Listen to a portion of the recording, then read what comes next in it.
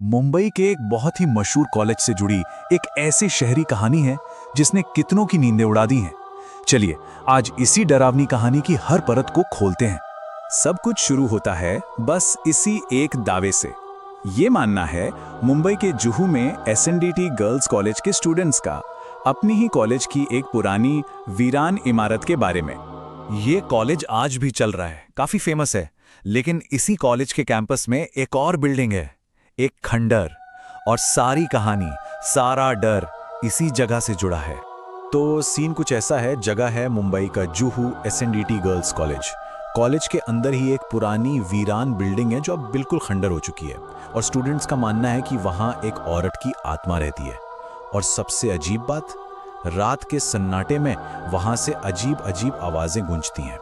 अब देखिए, हर कहानी में कोई ना कोई तो होता ही है जो इन सब बातों को नहीं मानता, है ना। बस यहीं से कहानी में एंट्री होती है हमारे मेन कैरेक्टर्स की, और उस रात की जो उनकी जिंदगी की सबसे भयानक रात बनने वाली थी। तो हुआ यूं कि 20 साल का एक लड़का था रोहन। उसकी एक दोस्त उसी कॉलेज में पढ़ती थी और उसी ने रोहन को ये कहानी सुनाई। अब रोहन को भूतों वूतों पर बिल्कुल यकीन नहीं था, तो उसने कहानी का मजाक उड़ा दिया। बस दोस्त को ये बात चुभ गई और उसने चैलेंज कर दिया, हिम्मत है तो उस भूता बिल्डिंग में एक रात गुजार कर दिखा। अब चैलेंज तो चैलेंज है। रोहन ने मान लिया और अपने साथ ले गया अपने दोस्त विशाल को। और बस यहीं से शुरू होता है असली खेल। दोनों दोस्त उस इमारत में घुसते हैं और उनका सामना होता है किसी ऐसी चीज से जिसकी उन्होंने कल्पना भी नहीं की थी। रात के करीब 1:30 बज रहे थे। वो लोग किसी तरह कॉलेज के पीछे से उस पुरानी बिल्डिंग में घुस गए। अंदर का माहौल, बाप रे, हर तरफ सड़न की बदबू, मकड़ी के जाले और एक ऐसी खामोशी जो चीखने से भी ज्यादा डरावनी थी। वो लोग धीरे धीरे अलग अलग क्लासरूम से निकल रहे थे कि तभी एक कमरे से एक औरत की आवाज आई। आवाज ऐसी थी जैसे कोई टीचर बच्चों को पहाड़े रटवा रही हो। 2 एकांत 2, 2 दूनी 4। अब ये आवाज सुनकर विशाल की तो हालत खराब हो गई, लेकिन रोहन, उसे अब भी लग रहा था कि कोई प्रैंक कर रहा है, कोई मजाक कर रहा है उनके साथ। 2 तिया 6। और जैसे ही वो उस क्लासरूम के दरवाजे तक पहुंचे, आवाज एकदम से बंद हो गई और उस जगह पर अचानक इतनी ठंडक हो गई मानो किसी ने फ्रीजर का दरवाजा खोल दिया हो। रोहन ने हिम्मत दिखाई और क्लास के अंदर गया। विशाल भी डरते डरते उसके पीछे पीछे। कमरा बिल्कुल खाली था, कोई नहीं था वहां। तभी वो आवाज फिर से गूंजी, लेकिन इस बार आवाज में गुस्सा था। और फिर खटाक, एक जोरदार थप्पड़ की आवाज, और उसके साथ ही कई बच्चों के रोने की चीखें गूंजने लगी। और फिर जो हुआ, उन्होंने देखा कि ब्लैक बोर्ड पर रखा चौक का टुकड़ा अपने आप हिलने लगा, और उस चौक ने ब्लैक बोर्ड पे लिखा, मुझे यहां मारा गया था और अब मैं अपना बदला लेना चाहती हूं। ये पढ़ते ही दोनों की मानो जान ही निकल गई। अब तक जो डर सिर्फ सुनाई दे रहा था, अब वो आंखों के सामने आने वाला था। कहानी का वो हिस्सा जहां दोनों दोस्त बिछड़ जाते हैं और वो आत्मा खुद सामने आती है। बिना एक पल सोचे वो दोनों उस क्लासरूम से बाहर की तरफ भागे, जान बचाने के लिए।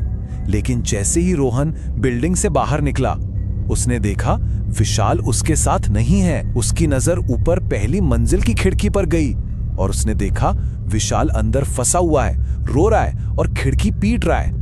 अपने दोस्त को इस हाल में देखकर रोहन को मजबूरन अकेले ही उस खौफनाक इमारत में वापस जाना पड़ा। जब रोहन वापस उस क्लासरूम में पहुंचा तो वहां का नजारा देखकर उसके पैर जमीन में गड़ गए। विशाल जमीन पर बैठा रो रहा था और पहाड़े बोल रहा था, और उसके ठीक सामने काली साड़ी पहने एक औरत खड़ी थी। उसका चेहरा सड़ा हुआ था, त्वचा सूजी हुई थी और आंखें पूरी तरह सफेद थीं। रोहन ने डरते डरते विशाल का नाम लिया, और बस उस औरत का ध्यान रोहन पर गया। उसने धीरे से अपनी गर्दन घुमाई, रोहन को देखा और एक पागलपन भरी मुस्कान के साथ उसकी तरफ बढ़ने लगी। रोहन इतना डर गया कि वो पीछे भागा, लेकिन सीढ़ियों पर उसका पैर फिसला और वो गिरकर बेहोश हो गया। ये तो था जो रोहन ने देखा, लेकिन इस भयानक रात के बाद जो हुआ वो कहानी को और भी ज्यादा उलझा देता है। जब रोहन की आंख खुली तो अपने दोस्त विशाल के फ्लैट पर था, लेकिन विशाल ने जो कहानी बताई वो रोहन की यादों से एकदम अलग थी। विशाल का कहना था कि वो बाहर भागा और रोहन अंदर फंस गया था। उसने रोहन को खिड़की पर चिल्लाते देखा था और फिर उसने दोस्तों को बुलाकर रोहन को बचाया था। मतलब दोनों को लग रहा था कि दूसरा फंस गया है और उन्होंने उसे बचाया है। ऐसा लग रहा था मानो उस ताकत ने दोनों के दिमाग के साथ खेला हो। लेकिन हाँ, उस रात की एक बात पे चारों लोग सहमत थे, रोहन, विशाल और वो दो दोस्त जो मदद के लिए आए थे। उन चारों ने उस औरत के पहाड़े बोलने की और बच्चों के रोने की आवाजें बिल्कुल साफ साफ सुनी थी। इस कहानी का जो असर हुआ वो आज भी कायम है, एक चेतावनी के तौर पर। इसे कहते हैं एक चेतावनी भरी कहानी, एक ऐसी कहानी जो किसी खतरे से आगाह करने के लिए सुनाई जाती है। उस रात के बाद उन दोस्तों ने फिर कभी उस पुरानी बिल्डिंग की तरफ मुड़कर भी नहीं देखा और उनकी ये कहानी आज भी कॉलेज के स्टूडेंट्स को उस जगह से दूर रहने की चेतावनी देती है।